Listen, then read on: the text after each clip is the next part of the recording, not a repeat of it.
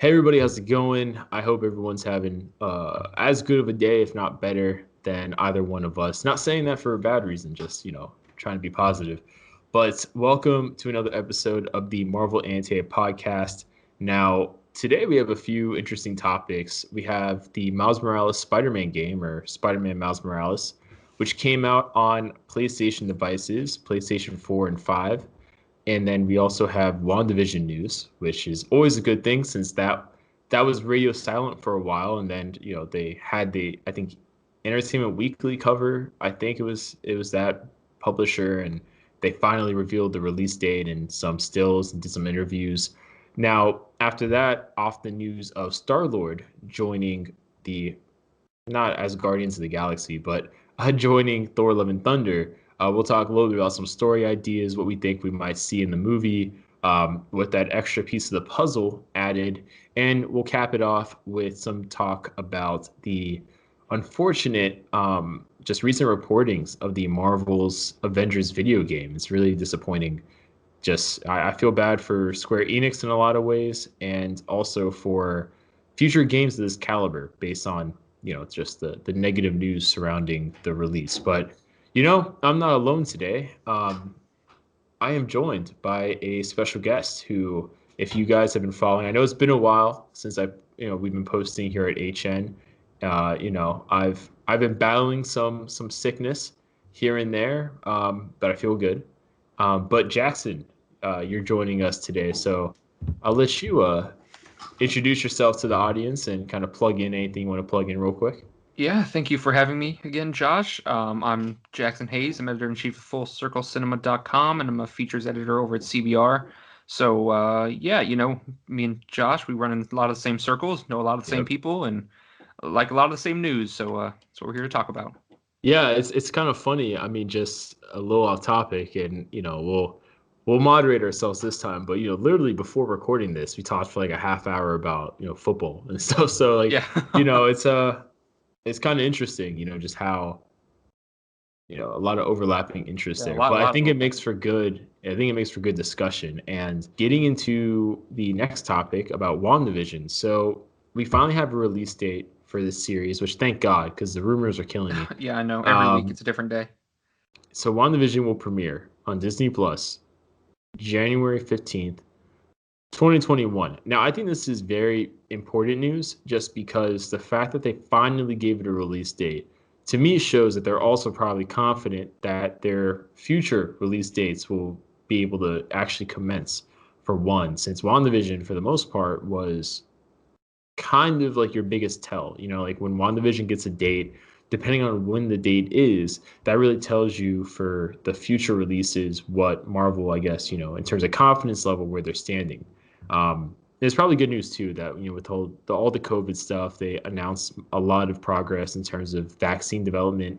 Um, but they did recently an interview with Paul Bettany, also with the actress playing Wanda, which is Elizabeth Olsen. But in terms of Paul Bettany, he talked about the fact that the series will encompass sitcoms and pay homage to sitcoms that were taking place in the 50s all the way to like the 2000s. So we'll get a little bit of everything. And I think we've seen some of that in trailers, especially like, the black and white parts, the obvious, nods towards shows like, I think, what was it called?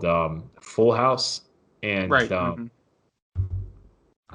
The other I one, can't remember all of them. Like Brady Bunch, I think, was one of them. Happy But basically, Days. yeah, and, I Love Lucy. Right. And I mean, he says, if you think about it, what Kevin Feige has done is like a grand TV experiment. It's sequels and spin-offs and an episodic formula and spin-off formula like you've had in TV forever, just done on a grand scale in film. So moving it to TV, I think it was a really smart decision as an homage to a lot of different genres and eras of the American Centuries TV. The difference is this Oh, the difference is this. I can talk, I swear. The difference is this. We had an awful lot of money, but we had to make 6 hours rather than two and a half or whatever it was. 7 hours or 8 hours, but a lot of hours. At the same amount of money, we would usually have to make 2.5 hours. they did some very clever things, like we shot the first episode in 2 days in front of a live studio audience. So I think, one thing I like about this, right, is like usually they're filming these movies for like months at a time, and you get like a 2 hour product. But usually they have like 3 hours or so of filming, or like 2.5 hours of filming, and they cut anywhere between a half hour to 45 minutes out. Um, Sometimes less, obviously, but some movies, I mean, like look at the Snyder Cut, for example, right? There was a lot on the cutting table. I think Avengers: Age of Ultron and probably Infinity War and Endgame also had a lot on the cutting table. So it's all about meeting these running times, but luckily you don't have to do it for WandaVision because it's a TV series. So you can, as Paul Bettany says, you can have anything from 6, 7, 8, whatever hours. Now, I'm super excited for this show just because the obvious implications, but I mean, there's so much that this show has been rumored to set up. I mean, we have Young Avengers potentially being set up. Um, I guess not really being set up, but more pieces to the puzzle with Wiccan and is it Speed? I think like Wiccan Yes, and Speed. Speed. Mm-hmm. So those twins, right? And then you also have the whole thing of do we have Nightmare in this movie? Is Mephisto in this movie?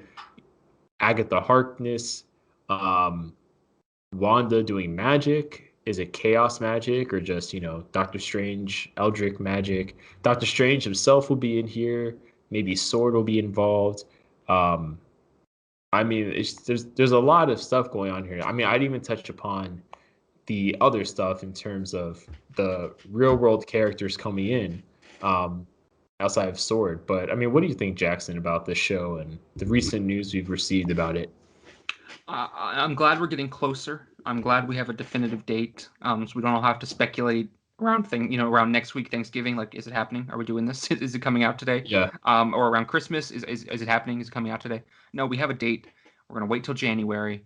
We're gonna finally get some MCU content after a long year, well over a year of not having any. But I think it was a good and bad break. May have been a little longer than they intended, obviously, but it was good to take some time to let the three phases, complete phases that we had sink in and let them marinate. And we were able to. Now we're going to move on to the next phase into TV, which is incredibly awesome, and I'm very excited to see. Um, I'm just I'm just glad, Mandalorian is such a fun, every week on Thursdays we have to look forward to the next day. Hey, we're getting a new episode of Mandalorian, and now it's going to be even better. I mean, with the MCU, I mean, the MCU is so big, and we're going to have that same kind of fan experience every week with a new episode of WandaVision, and this show is going to be Mhm. insane, and it's going to change the MCU and Wanda especially forever, and it's going to lead directly into one of the bigger movies of Phase 4. I mean, there's so much writing on this show, and I mean so much writing for Marvel Studios on this show in terms of it being its first thing out of the gate with the Disney Plus experiment, and I'm all the praise the actors are giving it is awesome, and I just can't wait. 2 months is a long time, but we've been waiting well over that for some MCU, so I'm it's well worth it. Yeah, I think, the biggest thing to me in terms of my interest for this show is since it's supposed to directly set up Doctor Strange, in what aspects will it be doing it? Um, I mean, because it could be really, I mean, because Wanda as a character in the comics is no fault to the character. It's just the character's been everywhere. You know what I mean? Like they've Mm-hmm. been, I can break reality type of levels, or, they've just been as simple as it could just be Wanda doing magic and her, because she's doing magic, being tutored by Doctor Strange, and you know it could be a very soft lead into the sequel of Doctor Strange versus doing like a House of M level reality distortion of sorts. So I am really curious to see. I mean, I've been reading theories. I mean, we have a video that's gonna be coming out soon on HN, and basically it's talking about potentially how the different kind of demons per se that could appear on the show. Whether it's Mephisto or Nightmare. And I guess just to give a little preview into how either one of those characters can appear, with Mephisto in the comics, and this involves Agatha Harkness to a certain extent, but you know, Mephisto's energy, so to speak, was used to a certain extent. I say his energy, but it's his energy was used to help create the twins that Wanda had. So when the kind of farce of it all was coming to an end, Mephisto more or less reabsorbed those twins. Um, and then later we got Wiccan and Speed, all that stuff. So that could be an interesting way, if they want to adapt that, you can adapt Mephisto. And at the same time, Nightmare makes a lot of sense because, and don't steal this one, um, but technically, Wanda's powers when she was introduced in Age of Ultron were heavily influencing people's fears and basically inducing their nightmares. And they were kind of, entering these daydream equivalents of nightmares, like we saw with Cap and Iron Man and I think Black Widow as well. And technically Hulk when he was rampaging in Johannesburg. So a character like Nightmare would also make a lot of sense for WandaVision, just because a character like Nightmare you would think would want to tap into and further manipulate a character such as Wanda to induce those nightmare-like mental manipulation abilities on a wider scale. Um, and since her abilities are emotionally tied, as we saw, with how it's fluctuated between, when she found out her brother died and was able to make a massive explosion to, like later on, with more training. I mean, if you build her this perfect reality and give her everything she wants, like a perfect family, kids, all that stuff, then you take it away. I mean, the amount of vulnerability and based on what we've seen in the past with the character, the kind of energy output that could be created from kind of that, you know, I guess, intense moment, so to speak. For a character like Nightmare, you could really take advantage of that and use that energy to then induce nightmares like in Age of Ultron all over the place, which in theory would make Nightmare more powerful. Um, so that's the thing I've kind of been thinking about. It's kind of more out there though, because I feel like it'd be such a complicated storyline. You know what I mean? That I don't Mm-hmm. see them. Well, I guess on a TV show you could explain it, but who knows? The other character I was thinking about too is, um, I can never say his name right, but basically he's the origin of chaos magic in the Marvel universe. He's like one of the main demon heads, so to speak. It's like a Kenthon or something. But do you know who I'm talking about? Yeah, I think I've heard the name here and there. Um, Yeah, but basically, yeah. So he's a creator of chaos energy and all this stuff. But he also made the Darkhold, which they've already done in mm-hmm. Agents of Shield. So I mean, I think Nightmare is still the more likely of them all, more so than Mephisto, because you can easily say Wanda is basically in the equivalent of a big dream. So a lot of the reality warping, whether it's kids, whatever, are a byproduct of Nightmare playing games with Wanda, more or less, versus having to do a Mephisto thing. And I just think it's a cleaner transition, especially since I guess Nightmare was going to be the villain of the first Doctor Strange originally, and then Kevin Feige intervened and convinced Scott Derrickson to change it out Dormammu, since he didn't think there was enough time in the movie to properly explain Nightmare. Which makes me think if the issue was time, oddly enough, right? Ironic.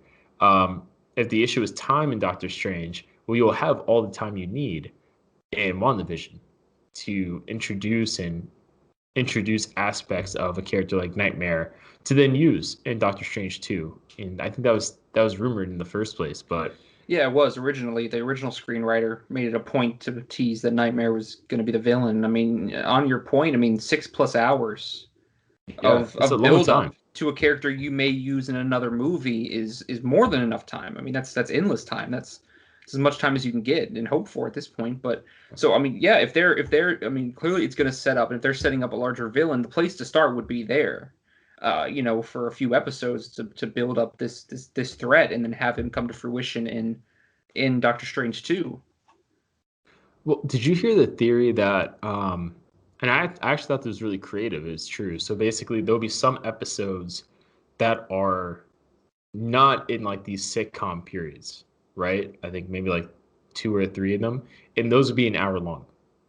And then there'll be the episodes that basically take place, in front of a live audience in a sitcom like environment, and those matching those sitcoms will be like 30-ish minutes.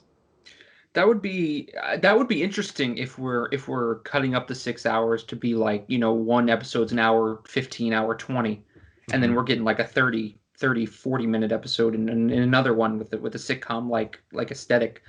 I mean, I think I'm not sure how fans would take to that. There's a lot of issues with The Mandalorian right now, and people who think, quote unquote, some things are filler. This episode's only 35 minutes. It's long enough. I take a lot of issue with that. But like the way people are portraying things that are coming out week to week, the same thing happened with The Boys when they announced it was going to be week to Yeah. week. People were all up in arms. So when you're not binging something about, giving it to an audience, while an MCU fan like me would eat that up, I could see issues with the general audience being like, well, what was that? It was only 40 minutes long and it was like an episode of Full House. I pay $7 for Disney Plus. I don't want to watch Full House.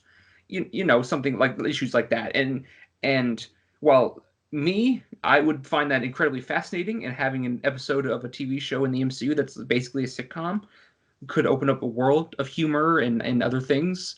I could see them maybe pumping the brakes on that just because of the issues people may have with the week to week streaming.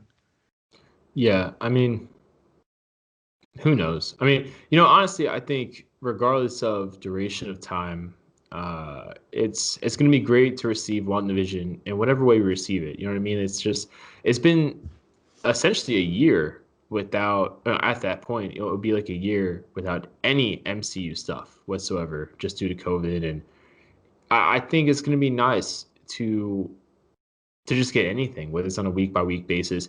And I think in a lot of ways it'll be better being week by week because it gives more time, right, to kind of see how things develop. Since this will be coming out January, mid January. So if it's like 6 weeks, that's like mid March, I guess it'll be done probably. Mm-hmm. Um, by mid March, to tell the truth, we'll know whether or not movie theaters will be safe in the summer. Because by mid March, we'll have more information on the COVID stuff. So I think it's really smart because, worst case scenario, that Marvel can always do something where, all right, this show ends mid March. Then, bam, we release. Because, wait, hold on. What was supposed to come out first? Falcon and the Winter Falcon Soldier? was supposed to Or, be in August of this year. no, but I mean, was Falcon supposed to come out before Black Widow or Oh after? no, Black Widow was supposed to be well before. This was supposed to be earlier this year. It was going to be May, and then August. It was going to be Black Widow and then Falcon Winter Soldier. Okay, so I mean, they might do a thing, right, where it's like this goes until mid March, and then maybe we basically have April as a nothing burger month for content. Then May we get Black Widow, if I remember the new schedule correctly, and then we'll get I guess Falcon and Winter Soldier. If I can't remember if they announced a new date or not for that, but we'll get Falcon and Winter Soldier. Then we'll get the other movies that are set to come out like Eternals and all that stuff. And I mean, I think it works out very well. And you know, I'm excited. I mean, I think the one thing I'm most excited about, if I'm being honest, is the biggest thing people complain about early in the MCU's history is villains. And villains didn't have enough time to be fleshed out, like Ivan Vanko. Um, Villains just didn't really have a lot of presence. And I feel like Marvel's gotten better with that over time. And I think Thanos was the best example of that, where, you gave the audience time to really understand the magnitude of this villain. So I think honestly, doing TV shows like Falcon and Winter Soldier, WandaVision, like with WandaVision especially, we're gonna have a lot of time, however they decide to do it, right? That we're gonna probably by the end of the show have a villain that's worthy of really being a villain. You know what I mean? And I think it does the fans even more justice if we get episodes featuring, let's say, Nightmare, and Nightmare is the big villain. And then instead of him being defeated at the end by Wanda or Doctor Strange or whoever, he is able to escape or something. And then bam, Doctor Strange 2, he's the villain. But at that point, the audience already will have more familiarity with him. So you can focus on telling a better story with Doctor Strange, Wanda, and Nightmare versus having to introduce Nightmare all over again, explaining him like you did with Dormammu. So I think it's advantageous. Um, I've talked a lot, but I think it's advantageous. No, I mean Yeah. there's room for so much, and I mean the once we start understanding the scope of what Marvel Studios wants to do with these Disney Plus Mm-hmm. shows, things will start to make a lot more sense. It's been such a question mark for 2 years now, And now that we're finally so close to figuring out what it is and what we're going to be getting, I think it's just everyone's getting restless. Yeah. It's been nothing but speculation for 2 years, and now we're finally entering the home stretch, and it's an exciting time. Yeah. I mean, I think it's safe to say for all the MCU fans out there, be wary of rumors, I guess, and all that stuff. And you know, not all scoopers are bad, but not all scoopers are good either, if that makes sense. So, definitely don't listen to Grace Randolph. Sorry, Yeah, I'll stop. I'll stop. say that again. I kid. But just I think now's the time. For those who are super hungry for every little bit of news, just be patient. Because I think we know as much as Marvel's going to let us know at this point, and if nothing has leaked out as of yet, I mean, think about it. All the stuff set to come out: Falcon and Winter Soldier, WandaVision, Eternals. These things have already been filmed. Majority of it's Yeah, they've already been done. done. Black Widow's been ready to go for months. I mean, We Falcon Winter know, Soldiers, they did pickups, but that was it. I mean, these things have been ready to go. Nothing's going to get out. Not at this point, for those four things especially, nothing's coming out. yeah. I mean, think about Crow, right? When that Crow toy leak came out, no one knew that was coming. No one knew at least that Crow was going to look like that. Everyone kind of figured Crow would be in the film though, just by default because of Deviants. Same thing for this, with WandaVision.